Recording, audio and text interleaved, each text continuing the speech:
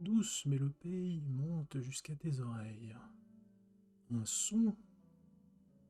Non, plusieurs. Un imbroglio? Non, de la grande musique. Quelqu'un joue de la harpe, et tu l'entends. Tu te réveilles doucement. Contre toi, blotti, le corps chaud, Jeanne se réveille également. Elle te murmure à l'oreille, est-ce que c'est l'heure?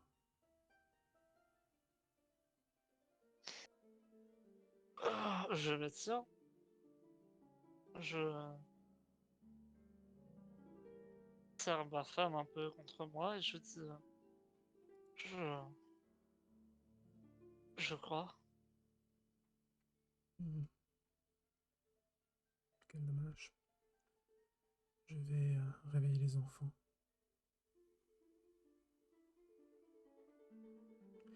Jeanne se Quand elle lève. dit les enfants, je fronce un peu les sourcils. Je dis rien, mais Pourquoi tu fonces les sourcils? ce je n'ai qu'un enfant. Oh. Je croyais que tu en avais deux. Un seul. Ce sera coupé au montage. Non, je peux pas. Non, je plaisante, je me suis trompé. Désolé. Pardon. Tête. Continuons. Donc, Jeanne quitte la pièce pour aller s'occuper du petit Pierre.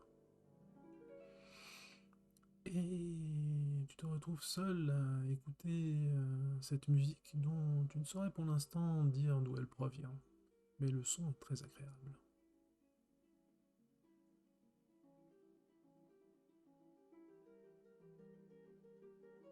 Je me lève. Prenons gentiment conscience te réveillant. Tu te rappelles des détails de la journée. Aujourd'hui, tu es censé rencontrer les doyens de l'université de la Sorbonne pour discuter avec eux de tes projets d'études. Tu proposes de faire des recherches qu'ils n'ont pour l'instant pas bien accueillies, notamment le doyen de lettres, qui a toujours refusé de laisser avancer tes projets. Toutefois, cette fois-ci, tu as soumis tes projets à ses, à ses confrères. Ce faisant, il est obligé de t'accorder un entretien. Mais il ne sera pas seul. Tu as préparé Hmm. cette entrevue avec sérieux depuis au moins quelques semaines. Et euh, c'est le grand jour. Tu dois encore donner cours ce matin et si tout va bien, tu as petite ligne, tu vas déjeuner avec ta famille.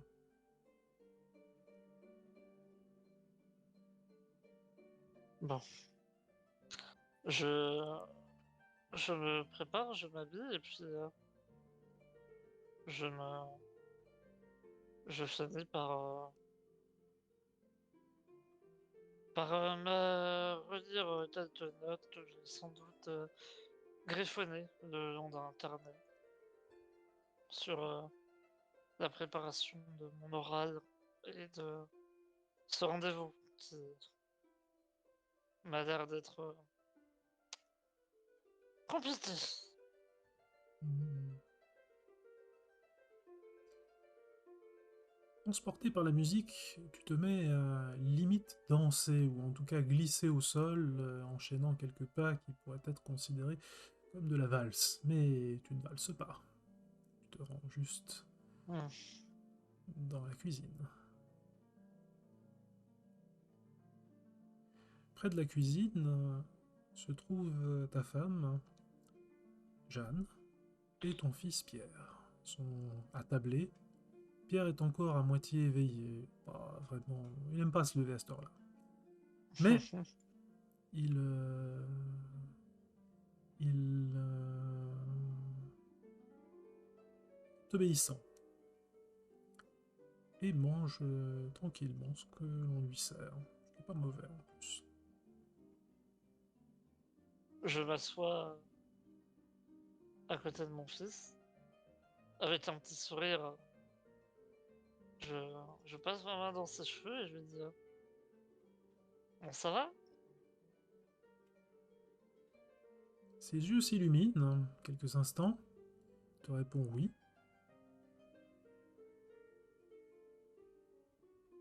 Bon, à l'école ce matin, tu vas être sage, hein.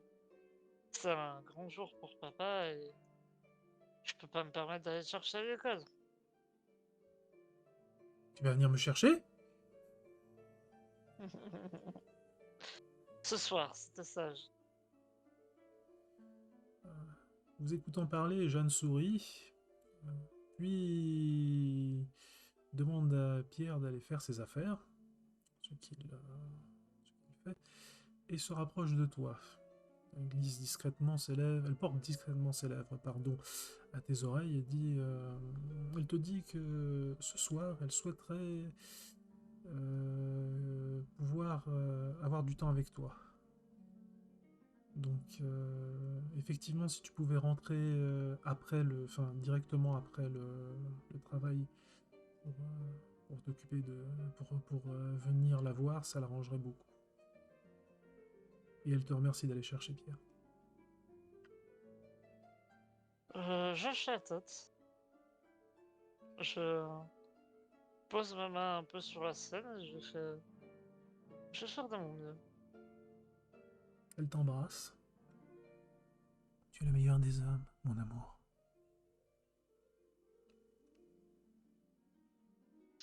Merci, ma belle. T'es pas mal non plus. Elle sourit. Jeanne se lève et appelle Pierre. Pierre, tu es prêt? Non, maman. Tu te retrouves donc seul dans cette, euh, dans cette cuisine, face à tes pensées.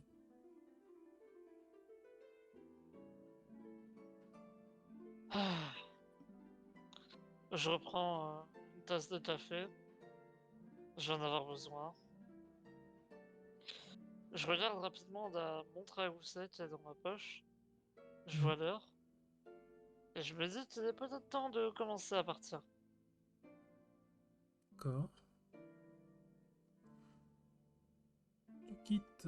Et donc, Oui, non, et donc du coup, j'allais dire, je ferme les affaires et puis je me d'accord. prépare à partir de l'appart. D'accord. Donc tu quittes ton domicile, hein, et il a plu durant la nuit. On est le matin, le monde, la ville reprend activité, pardon. Et euh,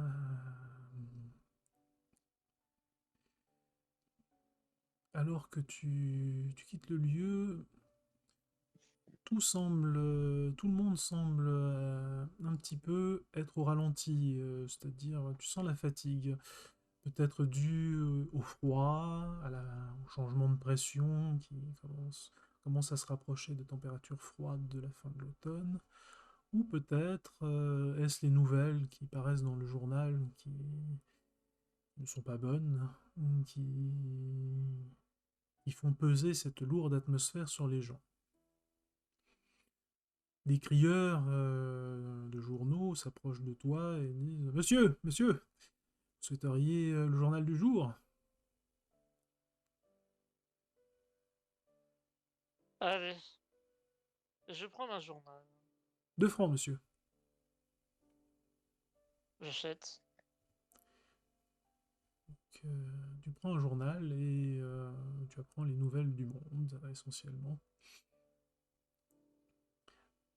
La situation économique n'est pas géniale à l'heure actuelle.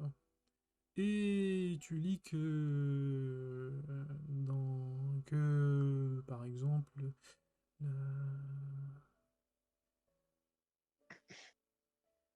la, la Confédération helvétique est face à une crise majeure au niveau politique.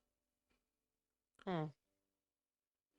Tu fais attention en lisant ton journal à ne point trop avancer sans regarder là où tu marches. Euh, La pluie ayant transformé la poussière en boue et bien sûr d'autres éléments que l'on peut trouver sur la route moins agréables pour marcher.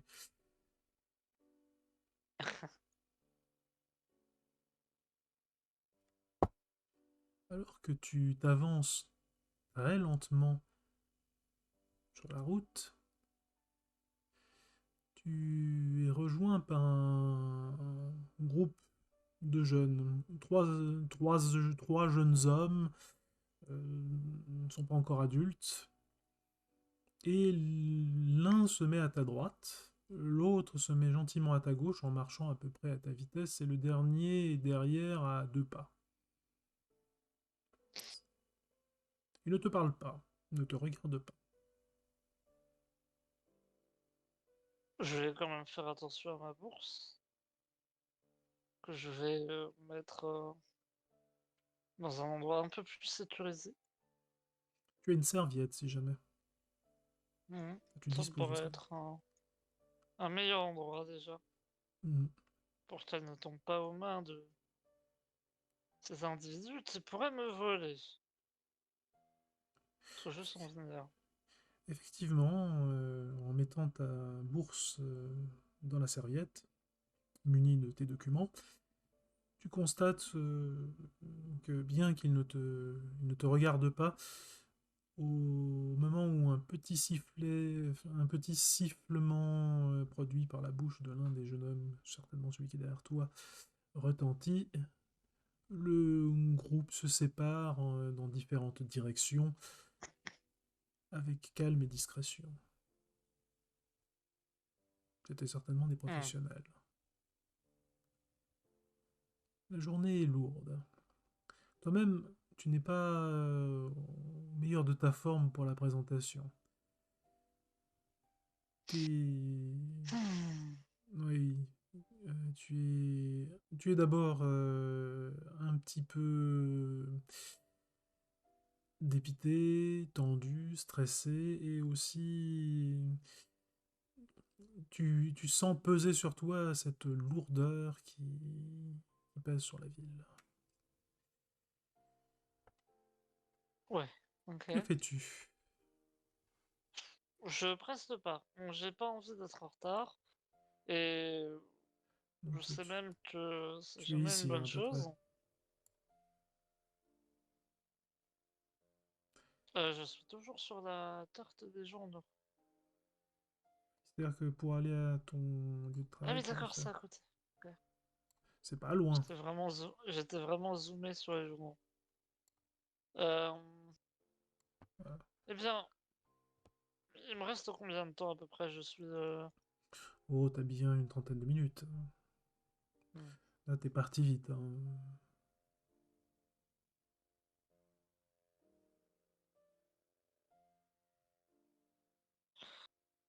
Oh, je vais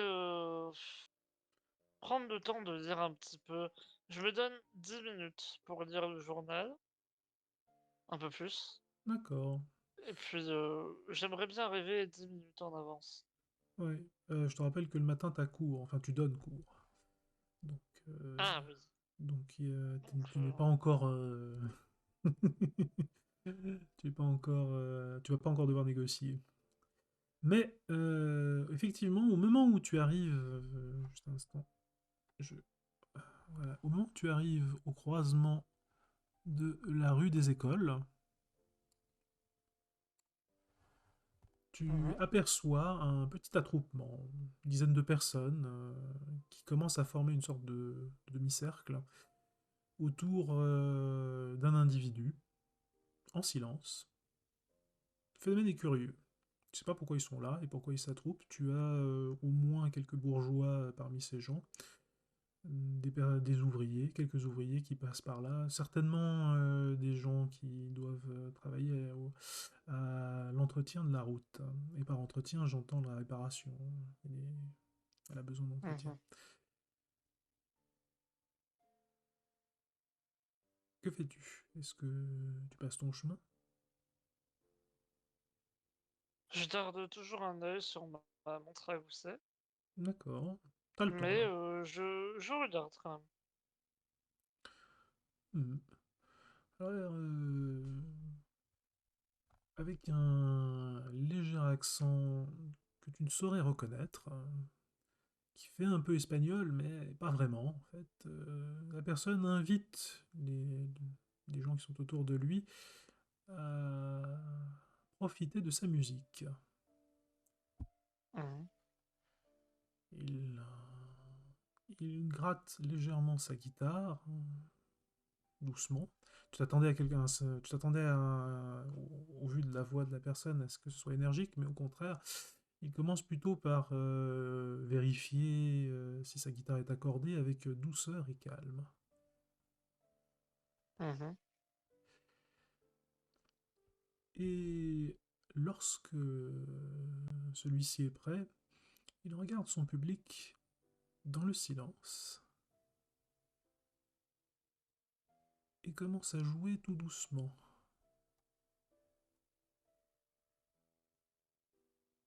L'air ne vous est pas tout de suite inconnu. Vous avez de la peine. Certainement une composition personnelle. Puis après, la composition personnelle devient quelque chose d'un peu plus connu. Une ornementation classique que tu as déjà entendue. Puis le morceau commence à se rapprocher de quelque chose que tu connais, que tu devrais bien connaître ou que tu as déjà entendu.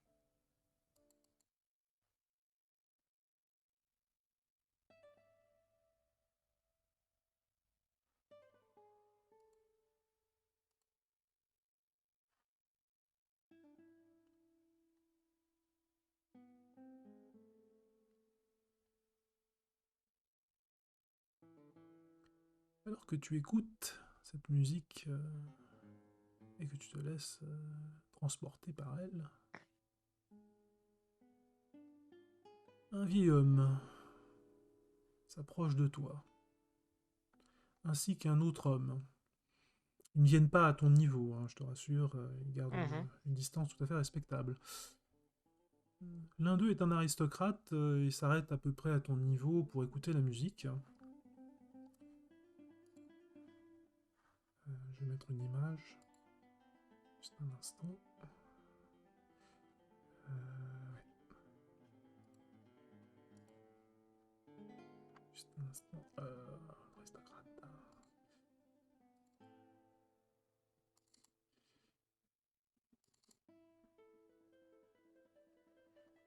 Ça, ouais.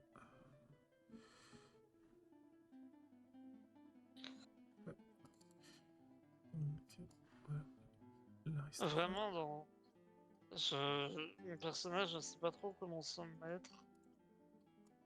Il observe un peu. Hmm.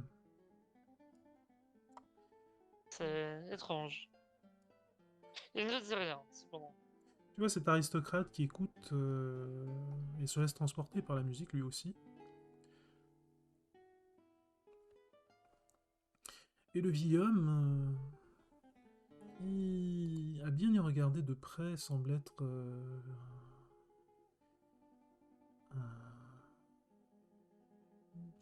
on peut pas dire qu'il est mendiant, mais en tout cas, il ne doit pas être très riche.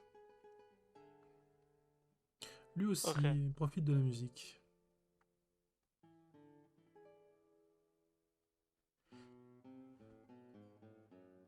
Alors que vous écoutez en silence, le vieil homme s'approche de toi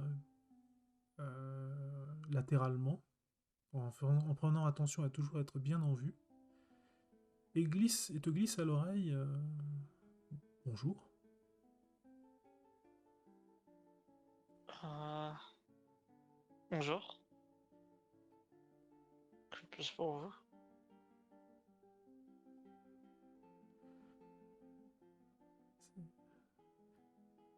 C'est- J'aimerais vous poser quelques questions. Étrange, mais d'accord. Alors qu'il te pose quelques questions, tu t'attendais à ce que le vieil homme t'embarrasse et sous ses faux airs d'homme un peu rustre, il semble être plutôt quelqu'un de très fin. Sa voix est douce, il, il émane de lui une odeur parfumée. Et il te demande ce que tu penses de Louis-Philippe Ier.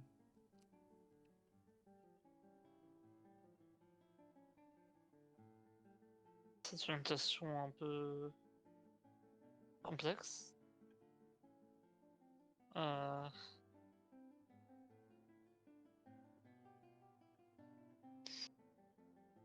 Surtout dans un lieu public comme celui-ci. Profitez de la musique. Nous profitons de la musique. Nous ne faisons que Hmm. dire que la musique est bonne.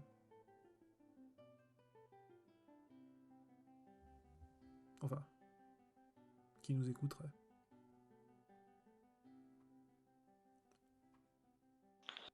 Eh bien, je dirais que je ne partage que peu certaines de ses opinions, même Hmm. si,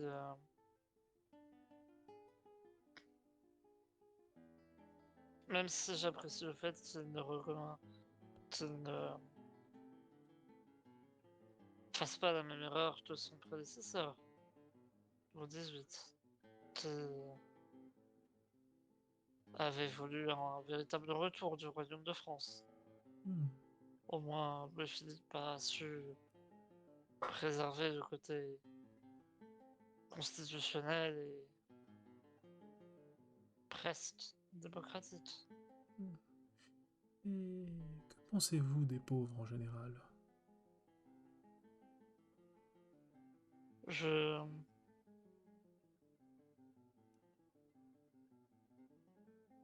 je plains leurs conditions. Ce n'est pas une situation que l'on envie et j'aimerais pouvoir voir quelqu'un leur offrir une meilleure situation, une meilleure vie. Hmm. Êtes-vous adepte de quelque sorte de croyance, monsieur? Hmm. Tout dépend ce que vous entendez par croyance. Si vous me demandez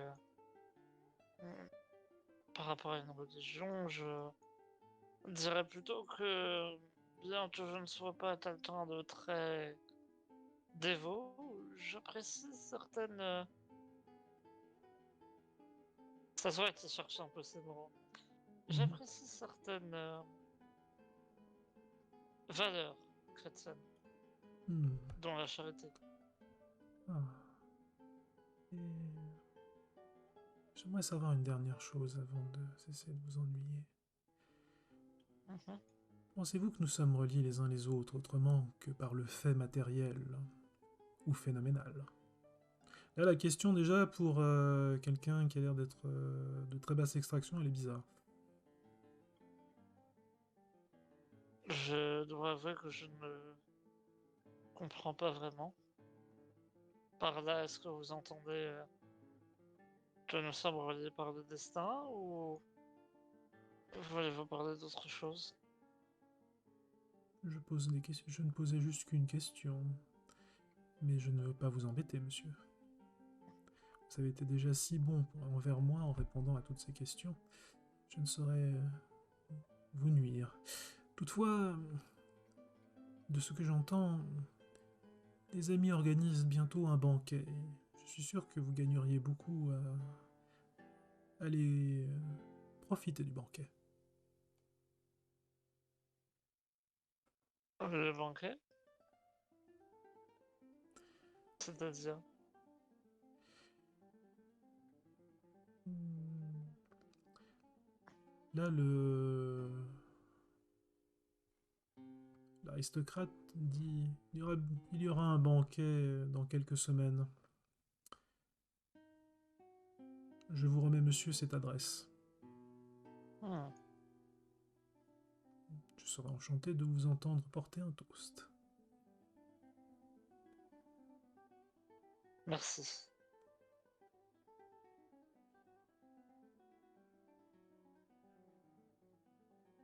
Donc tu vois il te remet un billet. Le billet est enveloppé, cacheté, mais le cachet est ouvert. Donc c'est comme s'il avait déjà enfin, oui, c'est pas comme s'il il a déjà décacheté l'enveloppe qui tient. Toutefois, si tu voulais cacheter l'enveloppe pour la garder fermée, ben, ce serait très facile. Hmm, L'homme, l'aristocrate en question, qui te remet le- le billet, semble être un homme jouissant d'une autorité naturelle impressionnante. Il est très confiant, et tout en lui respire le pouvoir. Après t'avoir remis le billet, il incline la tête très légèrement et te fait Eh bien, monsieur, je crois que cette représentation est terminée. Je pense qu'il est temps pour moi de me retirer. hmm. C'est un plaisir Merci d'écouter. à vous, monsieur. De rien. C'est un plaisir de partager un moment d'écoute avec vous. De même. L'aristocrate, oui, l'aristocrate s'en va en direction de l'artiste pour discuter avec lui, certainement lui dire ce qu'il pense de son œuvre. Et alors que l'artiste discute avec l'aristocrate, ton attention se reporte sur le vieil homme. On va calmement, lentement, à une vitesse limite, une vitesse lui donnant une certaine forme de bonhomie. On n'aurait pas cru que vous auriez eu une discussion aussi complexe et difficile il y a à peine quelques instants. Hmm. Tous deux s'en vont. Je vais regarder l'heure et je vais voir combien de temps il me reste un peu avant mon cours. Et, avant que tu ne t'en ailles, le vieil homme se tourne dans ta direction et regarde ton visage. Il le regarde longuement. Il le détaille. Tu sais que cet homme se souviendra de ton visage. Hmm.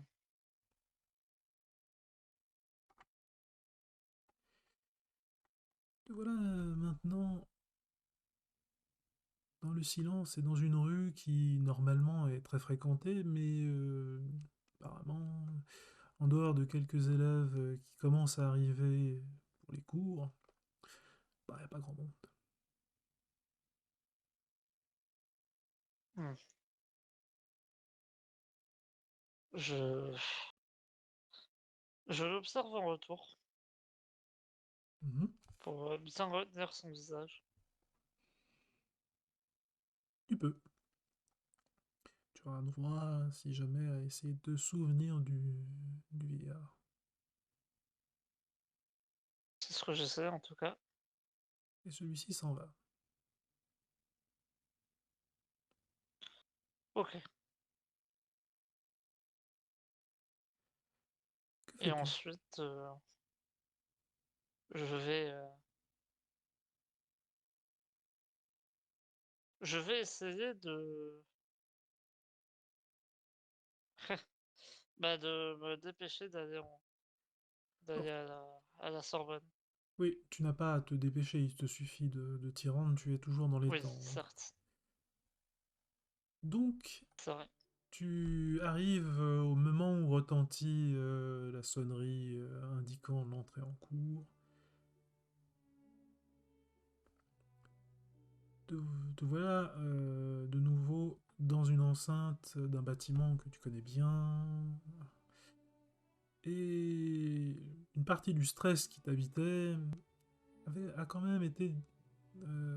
Enfin, a quand même pas disparu, mais s'est amoindri.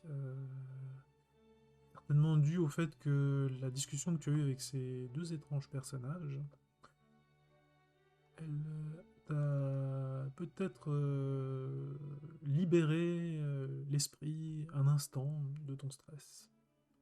Hmm. Te voilà prêt à donner le cours. Tu donnes un cours, tu ne pensais pas que tes étudiants manifesteraient un tel intérêt pour ton cours du jour.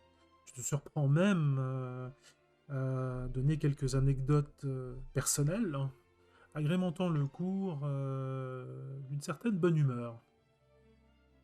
À ton souvenir, tu n'avais pas vu tes étudiants poser autant de questions dans le cours, et des questions qui sont, ma foi, très intelligentes et nécessaires à la compréhension du sujet qu'ils étudient. Tu penses qu'ils vont faire des progrès. Et tu te rends compte également que cela est certainement dû à la manière, ou plutôt au sujet que tu as abordé dans ce cours. Comme si ça s'insérait parfaitement là où il fallait. Hmm. La matinée passe calmement. Il n'y a pas de grand bruit, il n'y a pas d'éléments perturbateurs. Tu donnes ton cours. Enfin, ton cours est quasiment avalé par les étudiants. Eux qui étaient plutôt réservés en cours se sont transformés soudainement en groupe d'élèves inspirés. Au fur et à mesure que l'heure avance, les étudiants semblent te regarder non plus comme un professeur, mais comme une de ces figures antiques donnant cours dans une académie ou un lycée.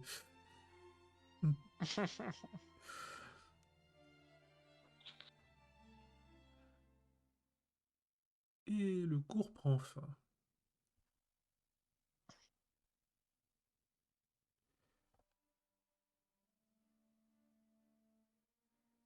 Alors que les étudiants commencent à quitter un à un le cours, beaucoup se réunissent autour de toi pour te poser des questions sur les chapitres qu'ils n'ont pas forcément vus et dont tu pressens qu'il faudrait les travailler, ou peut-être leur indiquer quel livre ils pourraient travailler pour améliorer leurs connaissances et comprendre le sujet abscon dont il a été question Probable. dans le cours précédent. Fort probable. Hmm. Certains... Oui. Non, bah, je reproduirai les conseils nécessaires. Et il t'écoute avec beaucoup d'intérêt. Puis tu te retrouves à nouveau seul dans ta classe. Il est 11h30 et en dehors de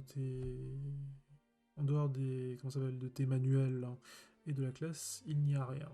Pas de bruit, pas d'élèves, pas d'activité. Le silence. Hmm.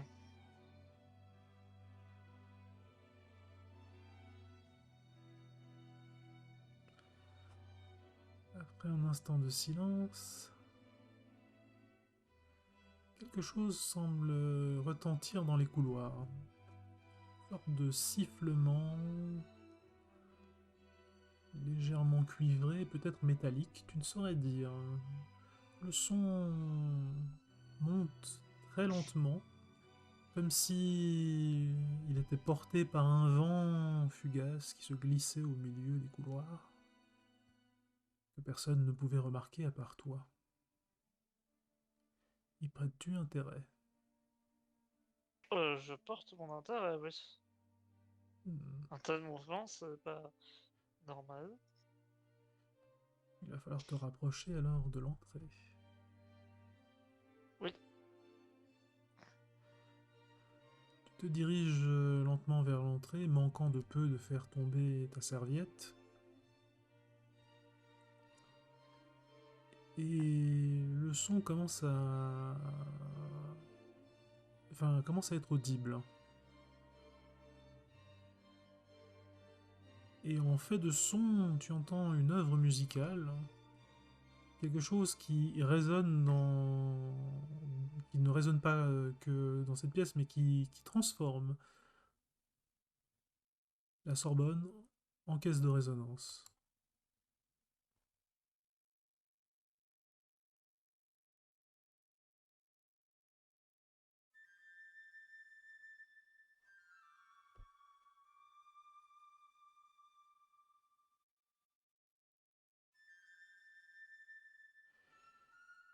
Cette fois-ci, le son commence à... Enfin, le son a quelque chose d'irréel. Et tu te demandes bien qui est le joueur de flûte ou la flûtiste qui s'adonne, qui s'attarde à jouer cette œuvre. Tu cherches du regard en allant vers la fenêtre pour voir si ça vient de la cour. Pas de flûtiste. Tu parcours le couloir. Pas de flûtiste. Peut-être dans les corridors au rez-de-chaussée. Nul flûtiste. Que fais-tu?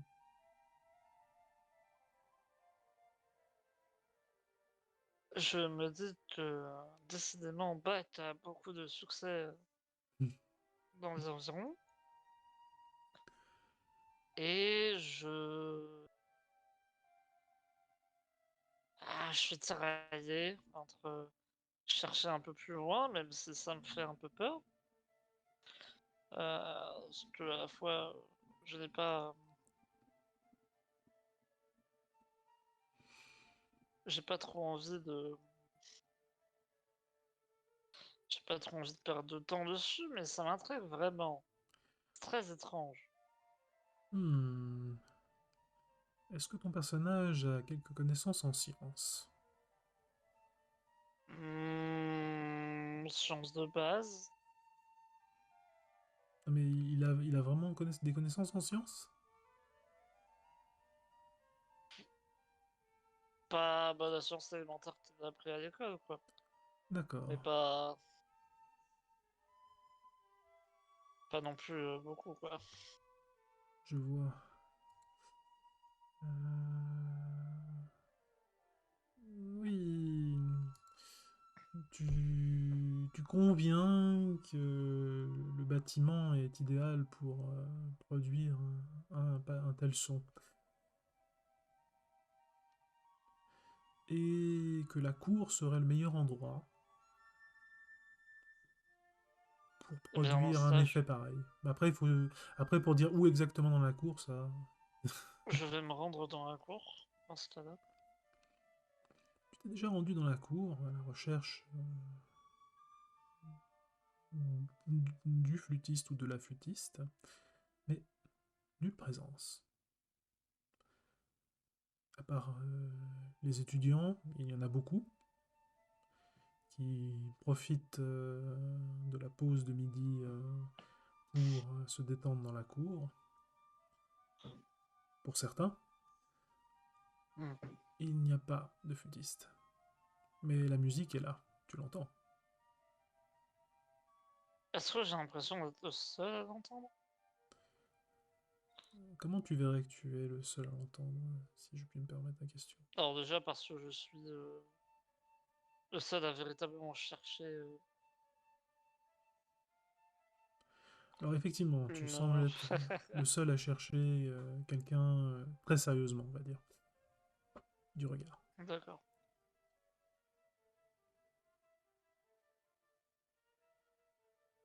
Professeur Bouvard, Oui. un de tes étudiants s'approche de toi. Vous cherchez quelqu'un? J'ai cru... J'ai cru avoir perdu une feuille dans mon feuillet, mais je ne la retrouve pas. Hmm. Mais enfin, pas très grave. Voulez-vous que je jette un œil? Non, ce n'est pas la peine. Vous avez sans doute probablement d'autres cours. C'est la pause de midi, professeur. allons bon, nous savons tous très bien que la pause de midi sert, dans notre institution à la fois à avoir des activités extracurriculaires ou bien prendre des cours supplémentaires. Vous avez raison. Mais merci beaucoup. Passez une bonne journée. Bonne journée à vous aussi. Tu le vois un peu circonspect quand il te regarde partir.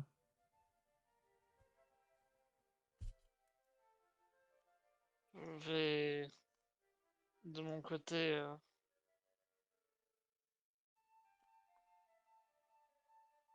me reculer. Hmm. Toujours, intrigué. Je ne sais pas trop quoi en penser.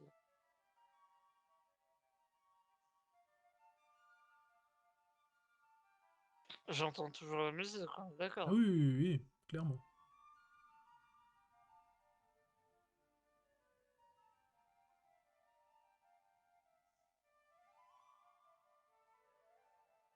Non, je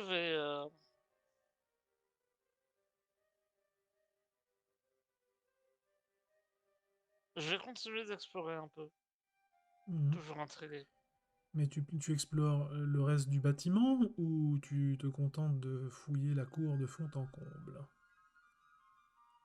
Mmh, est-ce que de là, j'entends toujours la musique qui semble provenir du même endroit ou, Ah, la la musique, provenance tu semble avoir baignes dans changé? la musique.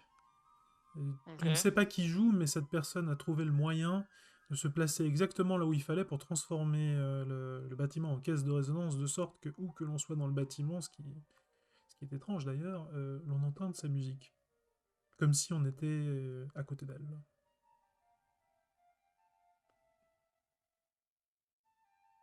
Cela me trouble encore plus, effectivement, mais je ne sais que faire. Donc, je vais, pour l'instant, ne pas faire grand-chose. Je vais me contenter d'écouter. D'accord.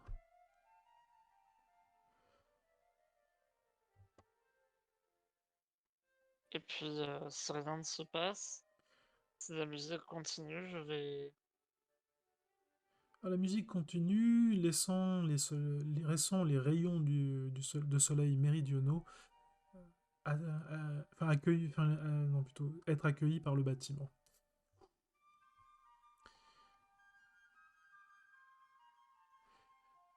Et à mesure que tu écoutes la musique, quelqu'un s'adresse à toi, une voix mesurée que tu connais bien.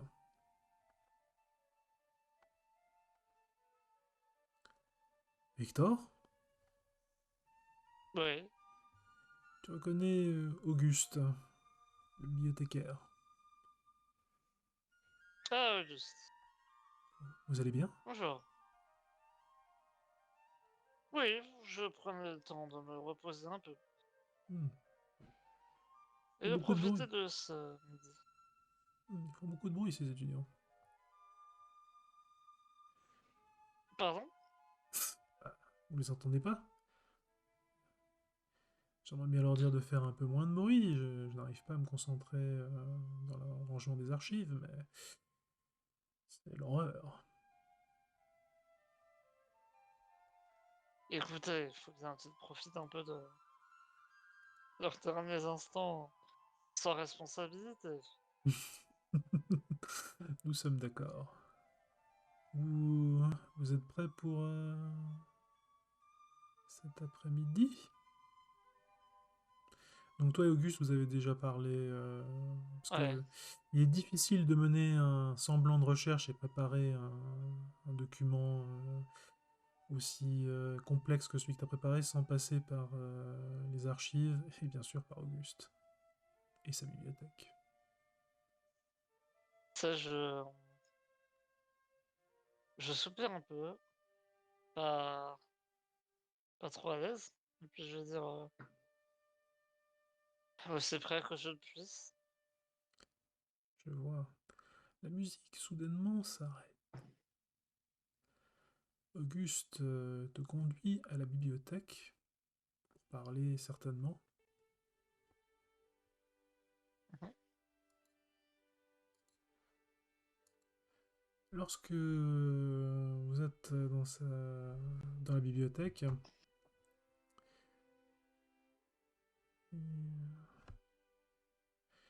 il te demande comment tu te sens. Eh bien, aussi bien que c'est un homme auquel un jury va bientôt décider de son futur puisse-être, hein. Finalement, votre condition n'est pas aussi éloignée que l'on pense de celle de vos étudiants. Certes, sauf que je ne suis pas noté et que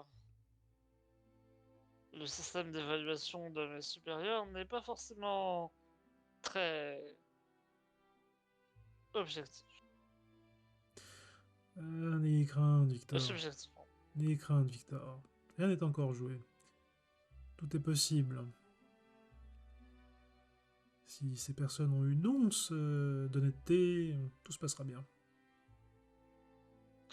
Certes, mais bon, le doyen de cette académie Ce sont des gens... a tout de même une sacrée dent contre moi.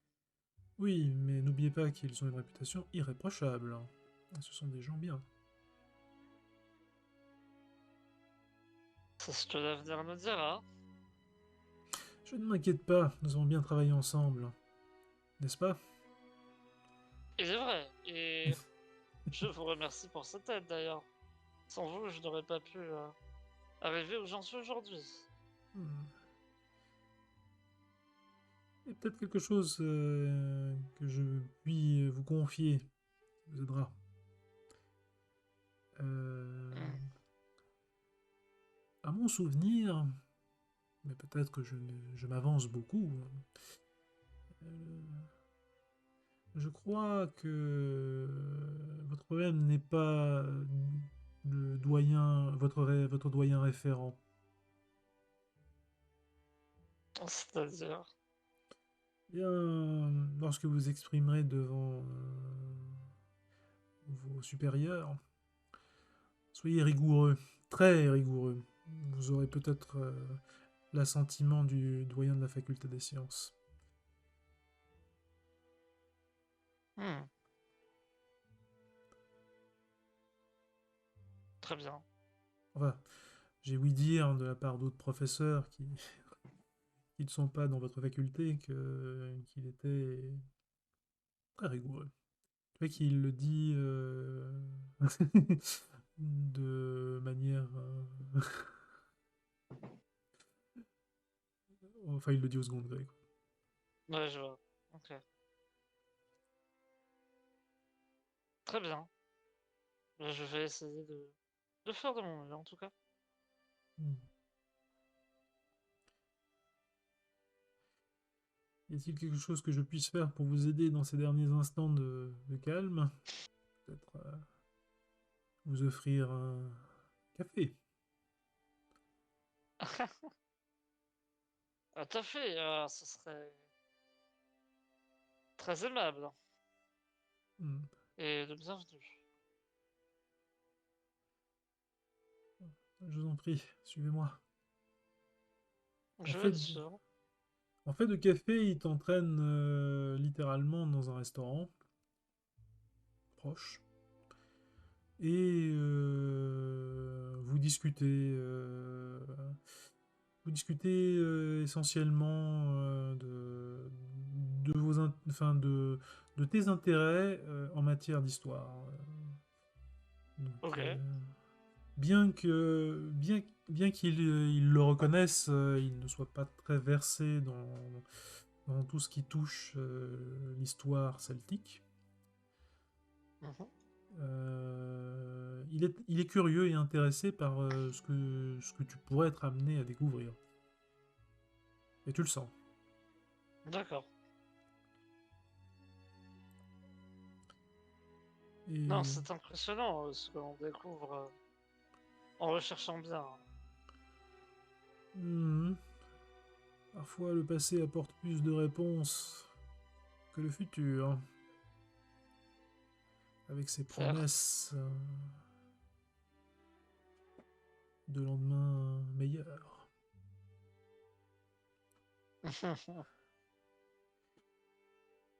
Vous me semblez bien mélancolique. Hmm. Vous avez lu les journaux? Oui. Je ne suis pas très optimiste. Hmm. Pourquoi donc? Oh, c'est une longue histoire, mais toutes ces... tous ces banquets me mènent à me poser des questions sur ce que nous faisons et où nous allons.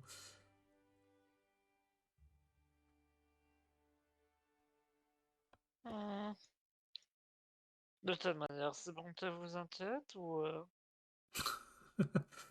Une occasion d'aller boire du bon alcool et manger convenablement en public sans être trop embêté. Je trouve plutôt ça très intéressant.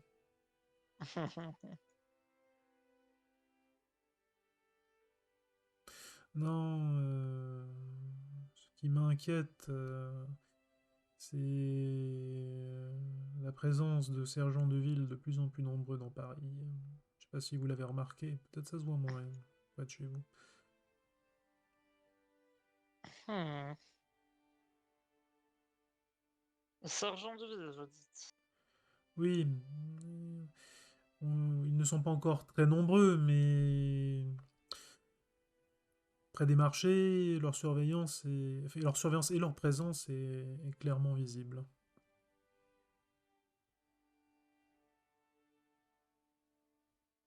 Hmm.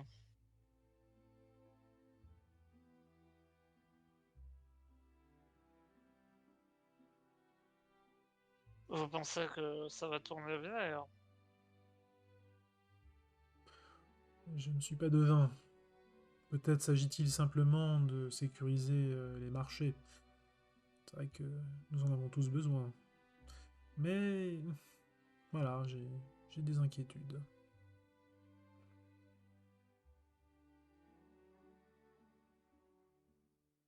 Compréhensible. Après tout, nous sommes dans des périodes un peu troubles et la colère gronde. Mais nous ne devons pas laisser cela nous inquiéter. Hmm, Paris est encore loin des insurrections. hmm. J'espère que nous n'en connaîtrons pas tout de suite. Je suis trop vieux pour ce genre de choses.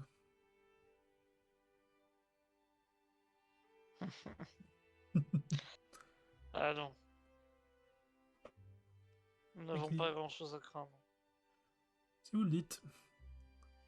Tu vois que, bon, c'est pas du tout, c'est le... Votre repas ainsi que le café se finit gentiment. Et il est temps de se rendre à la question. Je veux dire Certes. au bureau du doyen de la faculté de lettres, où t'attendent les autres doyens. Merci pour ce repas, Augustin. Juste. Mais je vais devoir vous laisser. Le devoir vous appelle. Oui, et mon futur aussi.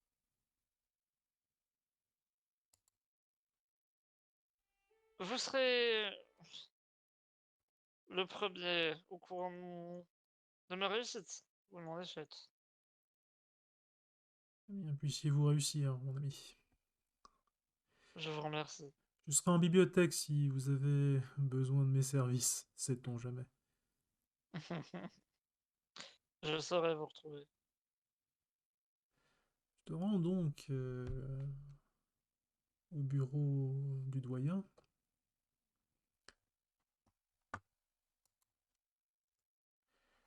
tu es tendu lorsque tu arrives. Oui. Est-ce que tu frappes à la porte? Je frappe à la porte. D'accord. Ton doyen vient ouvrir.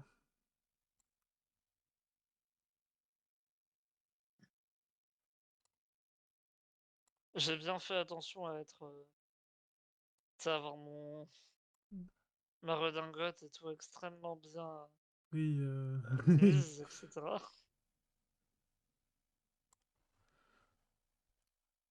Quand il ouvre la porte, je le salue d'un hochement de tête et je fais: «Monsieur,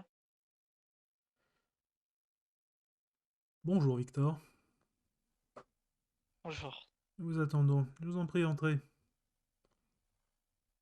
merci». Deux hommes se retournent. Tout d'abord celui-ci. Tu les connais, hein, c'est pas. Donc il y a le doyen de la faculté de sciences qui te salue à son tour, dès que j'aurai trouvé le moyen de l'agrandir. Bonjour Victor. «Monsieur, monsieur». Tu sais, je les salue à chaque fois, individuellement en saluant et cetera, en hochant de la tête et cetera. Et, et le dernier, le plus âgé, Mmh. qui te salue également. Bonjour Victor, dit-il. Je crois «Monsieur, que nous pouvons commencer. Vous pouvez fermer la porte. je ferme la porte».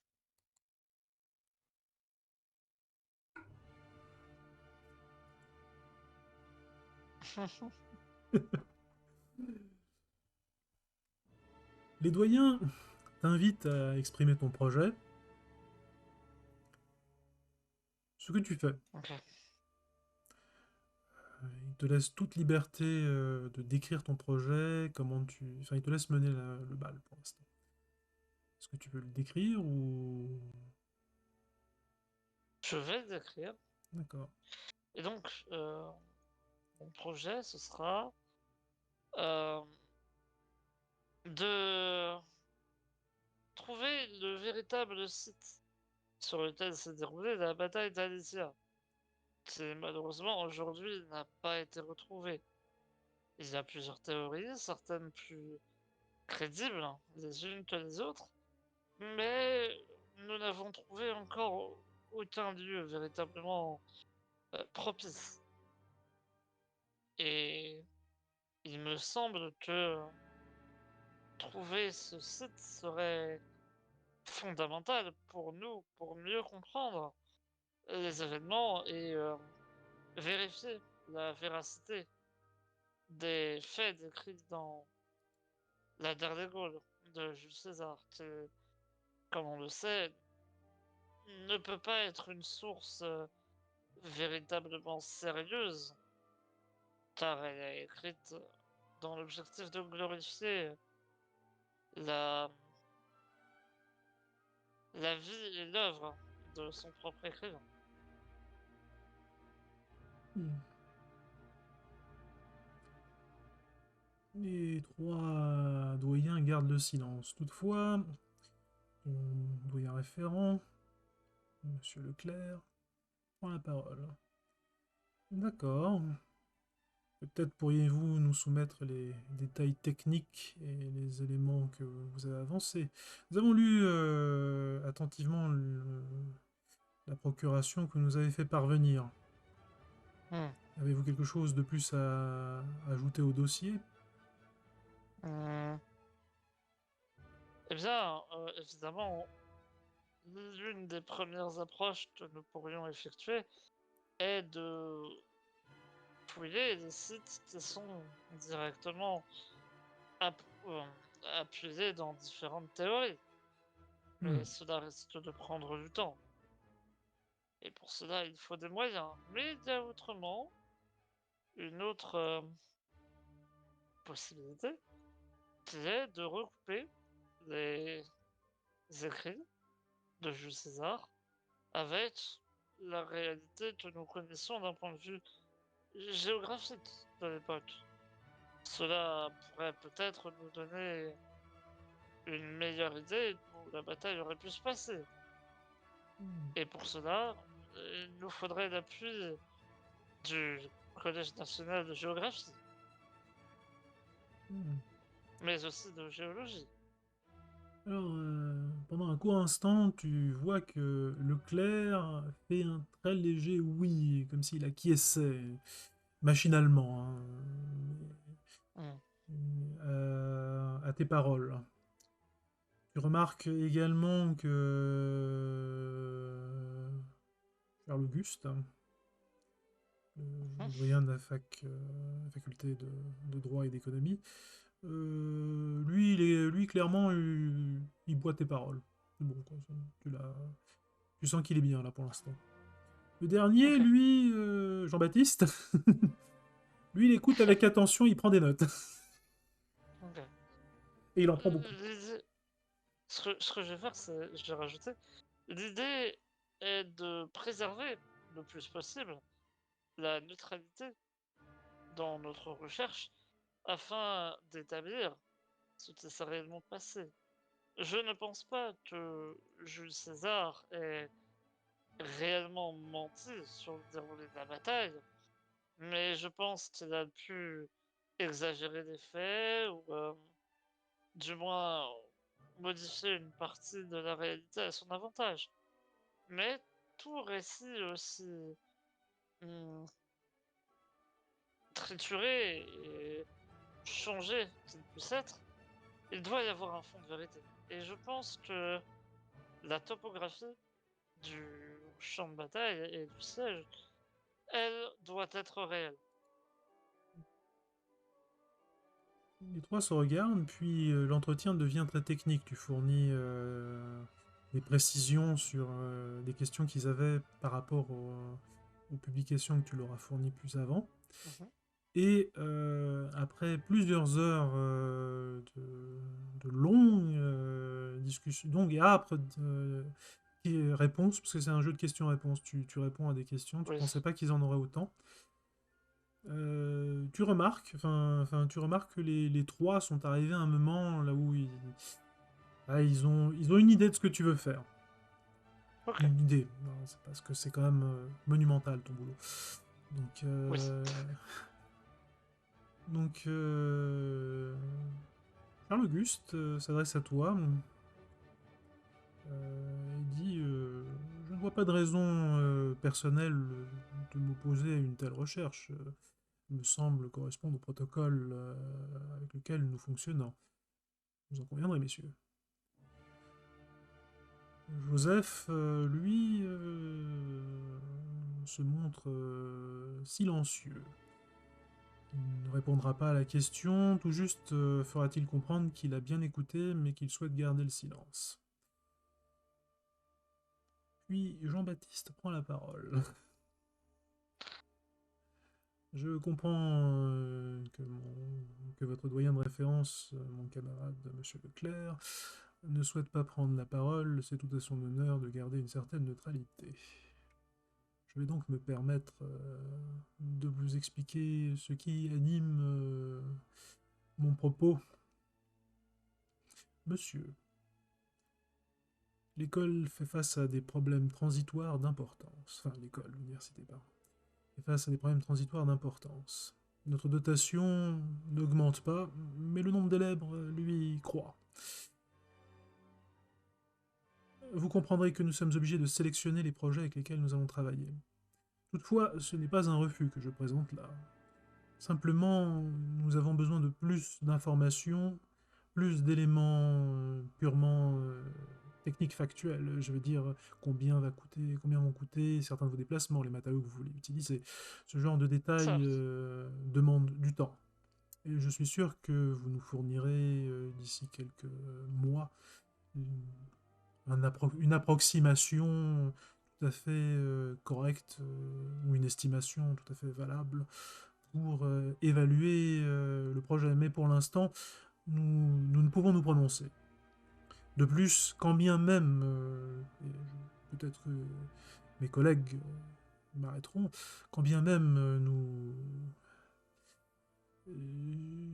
nous aurions accès aux documents, vous comprendriez qu'il nous faudrait en discuter entre nous avant de répondre, afin de donner notre réponse.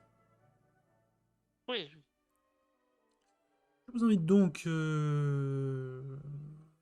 dans un premier temps, à étudier la partie purement financière de ce projet, car à mes yeux, c'est celle qui pêche. Et ce n'est pas de votre faute, je vous le dis, c'est parce que nous nous serions plus à l'aise pour discuter d'un tel projet si d'un tel projet de recherche si la situation était différente. je le conçois.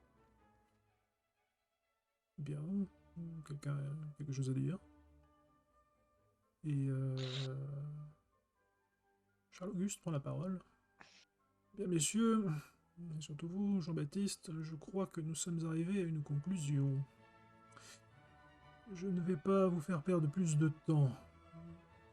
Mon cher Victor, vous avez fourni un travail excellent au vu des moyens qui sont les nôtres, et les vôtres aussi, et de la brièveté avec laquelle vous avez dû travailler.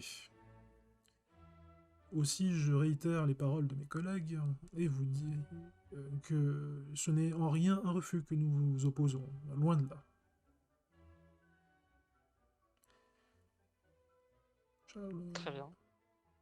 Et enfin, Joseph, qui... qui prendra la parole, il fait eh bien, Victor, je n'ai rien de plus à ajouter concernant ce travail. Je vous invite à communiquer, ces messieurs, votre projet dans une version plus complète lorsque vous serez prêt. Bien sûr, ce sera fait. Si je peux me permettre, je tiens à ajouter que j'ai des étudiants qui sont de plus en plus intéressés par cette part de notre histoire de France qui a été malheureusement en partie oubliée et que je suis certain qu'un certain nombre d'entre eux seraient ravis de pouvoir travailler dessus. Hmm. Euh, Tu les vois un petit peu embêtés. J'avais pas prévu ça. Et puis, Charles-Auguste prend la parole et fait nous allons y réfléchir. Je vous remercie. Bonne journée, Victor. Vous de même. Et merci de nouveau pour m'avoir porté votre attention. Les trois se lèvent pour te saluer. Et ils te laissent gentiment partir, car tu penses, pardon, qu'ils ont des choses à se dire. Oui. Et je les salue et puis je vais les laisser.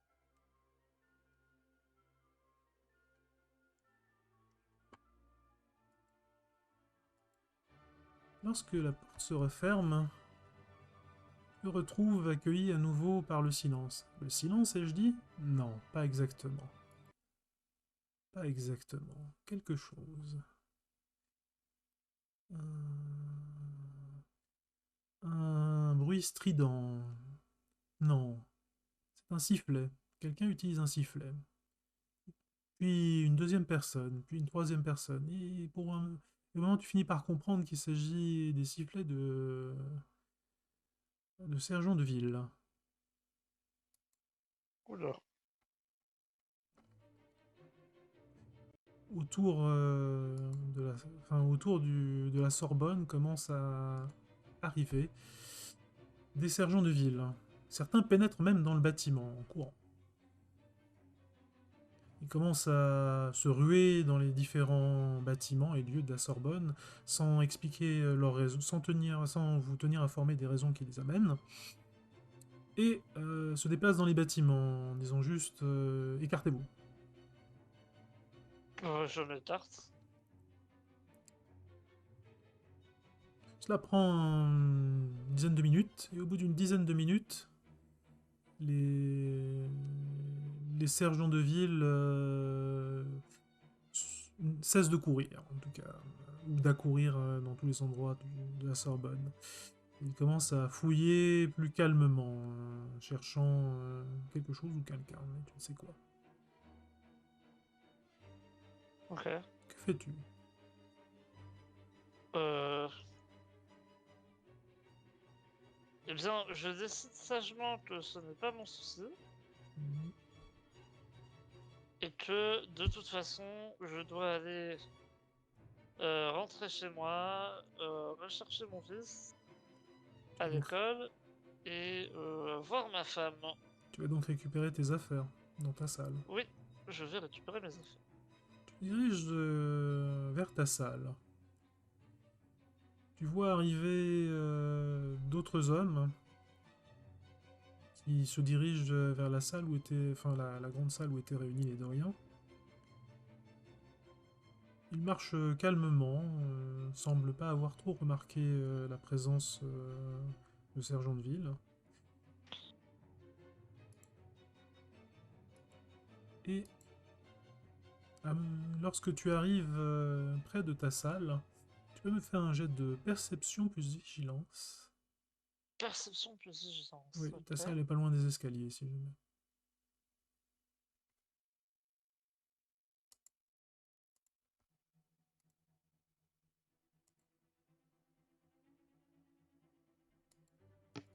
Hop. Ouf. Zéro succès. Zéro succès. Bon, tu rentres dans la salle. T'entends juste à un moment un bruit dans les couloirs. Quelque chose est tombé. Ok. Tu prends ta serviette ou tu vas regarder? Je prends ma serviette. D'accord, tu prends ta serviette.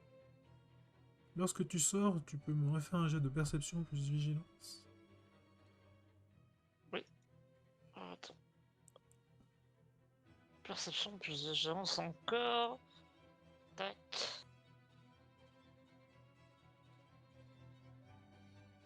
Un succès.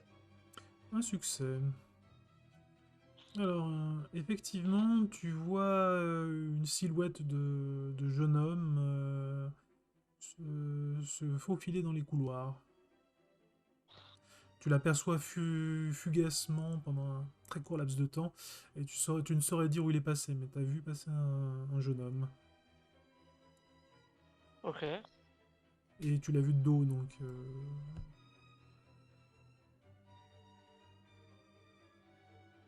Et au vu de ses vêtements, ce n'est clairement pas quelqu'un qui étudie ici. Ok, donc ça me dit rien du tout. Hmm.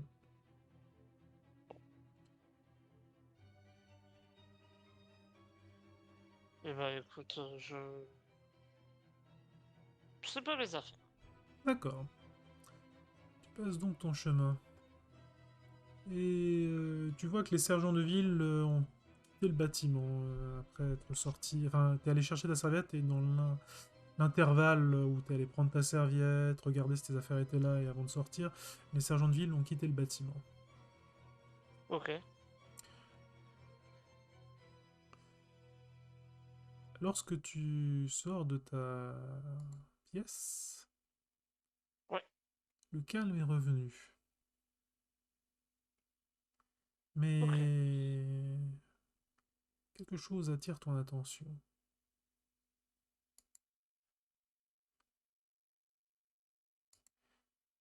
Je regarde dans ce cas-là. Cette fois-ci, tu en es sûr, ce que tu entends n'est pas possible.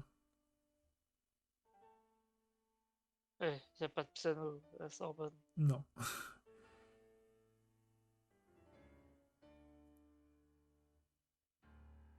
Ça Je me semble dis venir quand de même la que cour. c'est une étrange journée. Eh Hmm. bien, je retourne à la cour. Tu descends à la cour. Alors que tu empruntes dans les couloirs, enfin, alors que tu empruntes les couloirs, le son devient plus fort.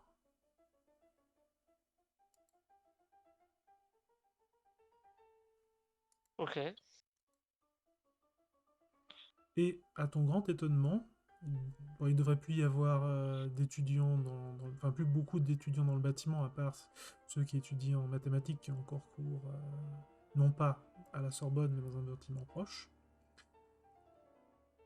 Tu te surprends, tu sais qu'il y a normalement le concierge, les professeurs, certains étudiants qui étudient à la bibliothèque, enfin qui révisent à la bibliothèque ou font leurs devoirs, et peut-être encore quelques étudiants retardataires qui discuteraient avec des professeurs qui pourraient traîner dans le couloir. Et tu sais que normalement dans la cour il devrait y avoir du monde, tu devrais entendre même des voix. Or, il n'en est rien. C'est le grand silence, à part ce piano qui semble dominer euh, le, tout élément sonore existant à la Sorbonne, il n'y a personne d'autre. Alors peut-être que les gens de la Sorbonne sont devenus mélomanes et font silence pour écouter. Étrange. Étrange en effet. Et je vais commencer à ignorer ce genre de phénomène. Alors que tu te déplaces, tu ne remarques personne. Personne dans les couloirs, personne dans les salles qui sont ouvertes, pas de concierge, personne à la bibliothèque devant laquelle tu passes. Et lorsque ton regard se tourne en direction de la cour, il n'y a personne. Mais le son est là. Je vais me masser les tempes. Mhm. Je n'ai pas envie de devenir fou. Et j'ai l'impression que je deviens fou. Donc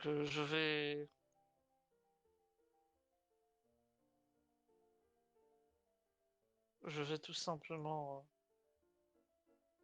commencer à partir et rentrer chez moi, je pense. En essayant d'ignorer ça.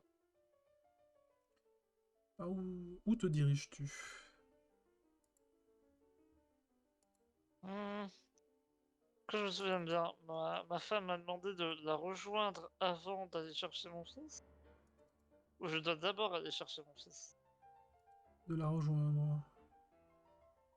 De la rejoindre après. Hmm. Eh bien, je vais Mais. d'abord aller chercher mon fils. Oui, alors attends, je vais juste. Je voulais juste savoir euh, par quelle sortie te diriges-tu? Prends-tu la grande allée qui conduit dans la cour, enfin, qui conduit à la cour, ou décides-tu de prendre l'une des sorties latérales du bâtiment? Bah, je pense plutôt. Enfin, tel serait le plus rapide en vrai.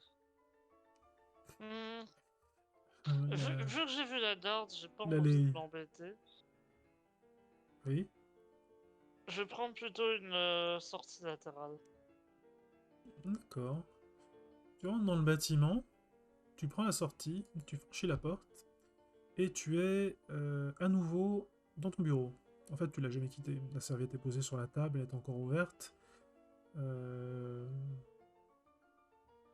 Et à bien y regarder, la seule chose qui a changé, c'est la position de tes mains. Tu les avais le long du corps au moment où tu as ramassé la serviette. Là, tu les as à hauteur de la nuque, donc comme si tu étais prêt à te masser. La nuque. Alors, je fronce un peu les sourcils. Je fais, qu'est-ce qui se passe? J'essaie de ressortir. Oui, tu vas où? Vers la sortie, j'essaie de partir Et avec eux. laquelle? Hmm, Cette fois, je vais essayer la sortie principale. D'accord. Donc tu te rends dans la cour. Oui. Tendu. Donc tu marches lentement en direction de la cour. Et au fur et à mesure que tes pas t'approchent de la cour, tu ressens une lourde pression sur toi. Alors ce n'est pas une crise cardiaque, je te rassure, mais plutôt du stress très fort. Tu commences à suer énormément, alors qu'on est en novembre, et chacun de tes pas se fait de plus en plus lourd.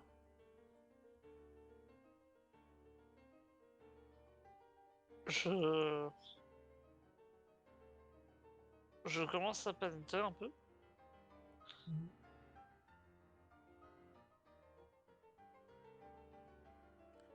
et j'essaie d'accélérer le pas.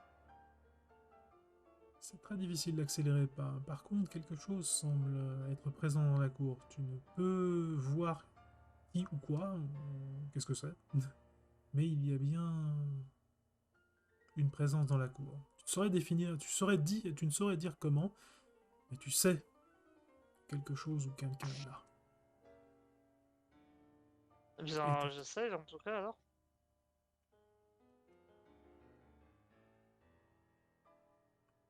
tu essayes de t'y rendre. Oui, j'essaie de me rendre. D'accord. Tu te rends donc dans la cour. Alors, tu fais quelques pas, et là je te demanderai un simple jet de volonté. Ouf.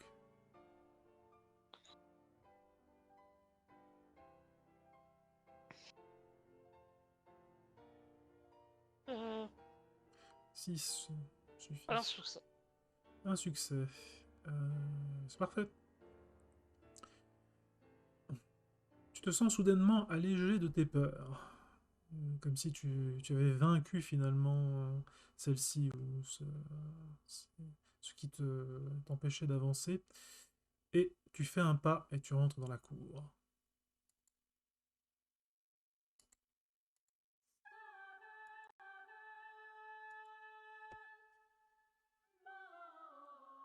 Il y a effectivement quelqu'un qui t'attend dans la cour. Mais ce n'est plus une cour. Non. À l'instant même où tu aperçois ce quelqu'un, tu fais tout ce qui t'avait amené jusqu'à ce lieu, à cet instant précis, à ce choix, sans me faire du sens. Il ne pouvait en être autrement. Tu étais condamné à venir. Ou plutôt, tu t'es condamné à venir, si l'on veut dire cela. Je fronce de nouveau les sourcils.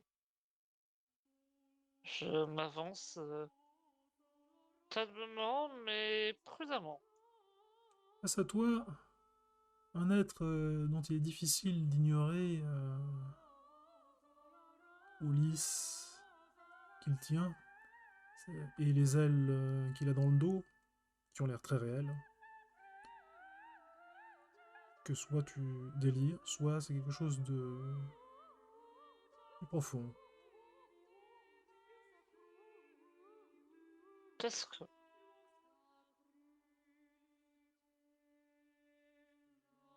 Qu'est-ce Bonjour, que vous faites là? je ne suis que... Attends. Je ne suis là que pour transmettre un message. Un message? De ta jour.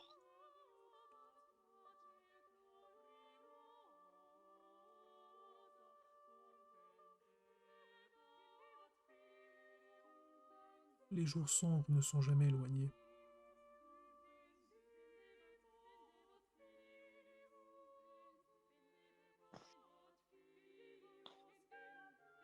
Qu'est-ce que vous voulez dire par là? Vous êtes un ange? Qu'importe ce que je suis, seul compte le message.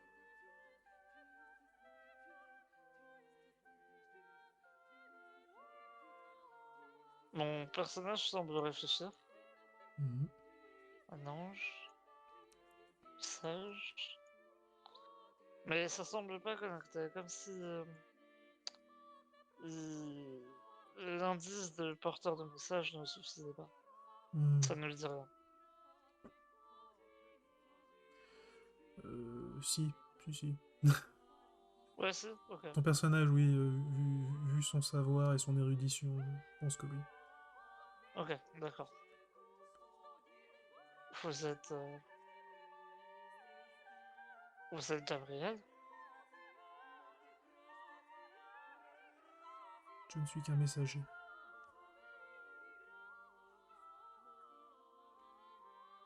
Et votre message, je veux dire, il n'est pas très clair. Qu'est-ce que vous voulez dire par les jours sombres? Ce n'est pas à moi de commenter le message ni d'en comprendre la substance.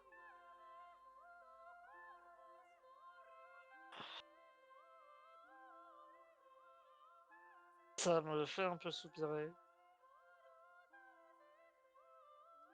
Ce genre de message cryptique.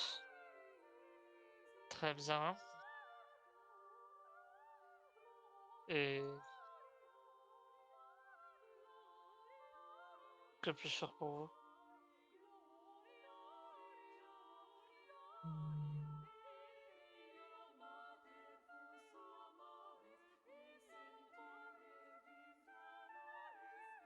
Eh bien, simplement accepter le message.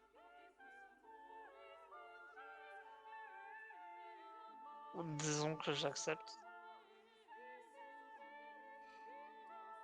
Alors ce qui devait être transmis l'a déjà été. Ça me, vra- Ça me fait vraiment froncer les sourcils.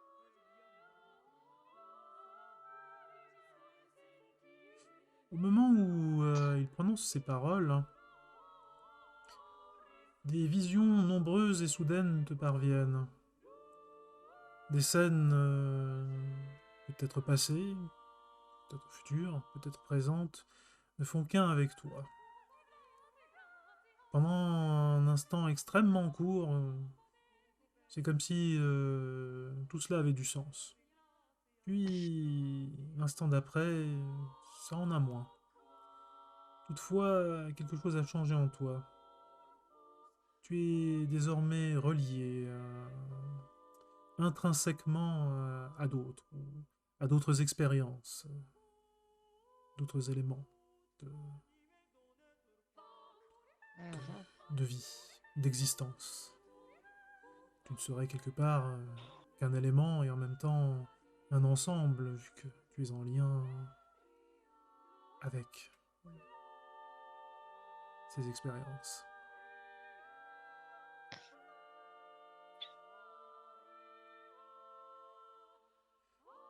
Et le messager qui se tient devant toi te, te dit deux choses. Je serai là. Et l'espoir ne doit jamais quitter ton cœur. Quoi? C'est vraiment la réaction de Vector. Quoi? Mhm. Comment? Je comprends vraiment pas.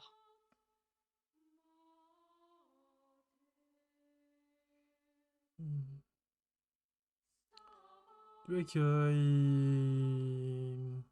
on s'appelle, il bouge sa tête de gauche à droite, gigotant quelque peu, comme s'il voulait dire quelque chose mais qu'il n'en avait pas le droit. Puis tu le vois s'approcher de toi et murmurer à ton oreille tout viendra au moment où ça doit venir. Sois patient.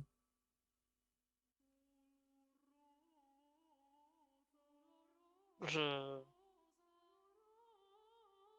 Je vois. Nous nous reverrons. Enfin, je crois. D'accord.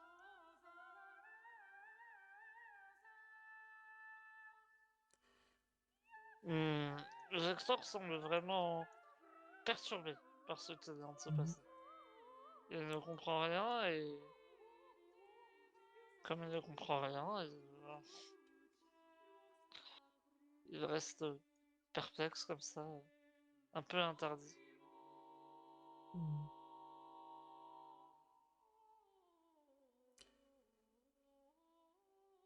Cela, il fait.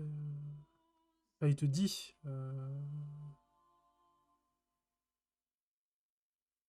J'espère sincèrement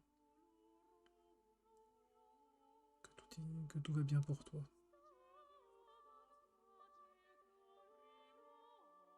Euh, pour l'instant, mm, mm, je, je suis, je suis plutôt chanceux. Je veux dire, je suis heureux. J'ai une magnifique femme aimante et un enfant merveilleux. Mon projet n'est pas encore validé, mais est tout de même en bonne passe et j'ai les moyens de vivre comme je le souhaite. Alors, Cela n'est qu'une je illusion et suis... tu le sais. Je fronce les sourcils quand je dis ça. Une illusion? Non. Mhm. Non que non, tu sais. Tu dormais. Tout ça est bien vrai. Tout ça est vrai et en même temps faux. Ta vie passée n'était qu'une illusion. Une illusion? Un rêve peut-être. Un songe. Je ne sais comment le définir. Les mots me manquent. Mais sois bien conscient que désormais ta vie ne sera plus la même. Je comprends rien. Qu'est-ce qui se passe? Qui êtes-vous? Enfin, non, ça j'ai... Enfin, non, pourquoi est-ce qu'un ange me parlerait? Est-ce que vous êtes vraiment un ange? Il te regarde avec avec tout d'abord un petit sourire genre t'es mignon toi et beaucoup de compassion.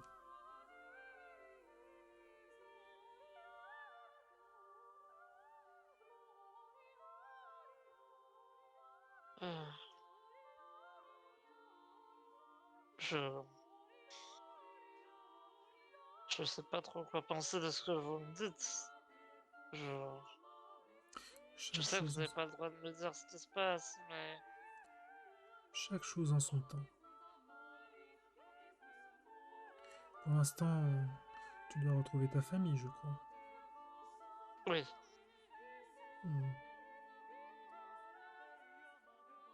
Je je... pense que tu devrais commencer par cela. Je vais les retrouver. C'est... Il essaie de se raccrocher à cette idée d'aller voir sa famille. Il est vraiment perturbé À l'instant par ce qui se où, passe. ouais, à l'instant où tu tournes ton regard pour chercher autour de toi ce qu'il y a, la nuit t'accueille. Une nuit remplie de silence, que seul le hennissement d'un cheval vient troubler. Un homme se rapproche de toi, calmement. Il porte une lanterne. Bonsoir, monsieur. Êtes-vous monsieur Bouvard? Bonsoir, oui, c'est moi. Je suis Hervé, votre cocher, pour ce soir. On m'a Je demandé de fronce les vous, sourcils. on m'a demandé de vous conduire à un important rendez-vous.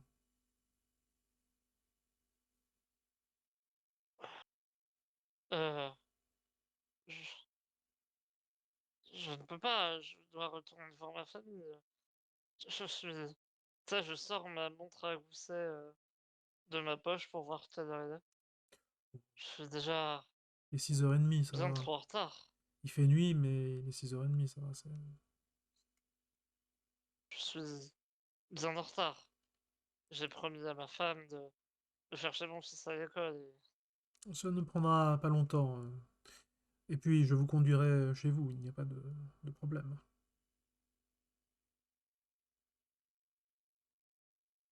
Qui souhaite me voir? Quelqu'un d'important.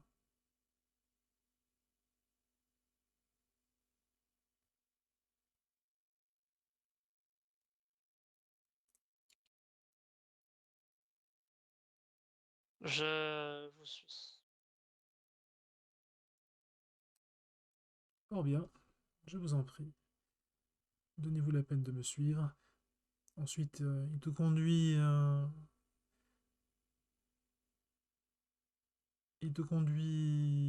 vers sa voiture, t'aide à pénétrer dans le véhicule, et il monte à l'avant pour conduire les chevaux.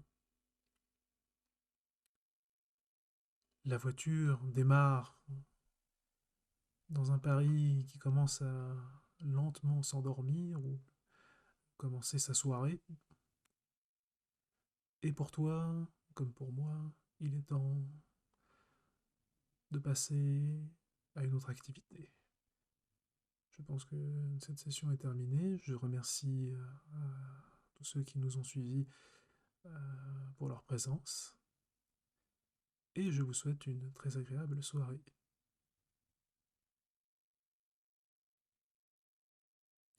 Euh,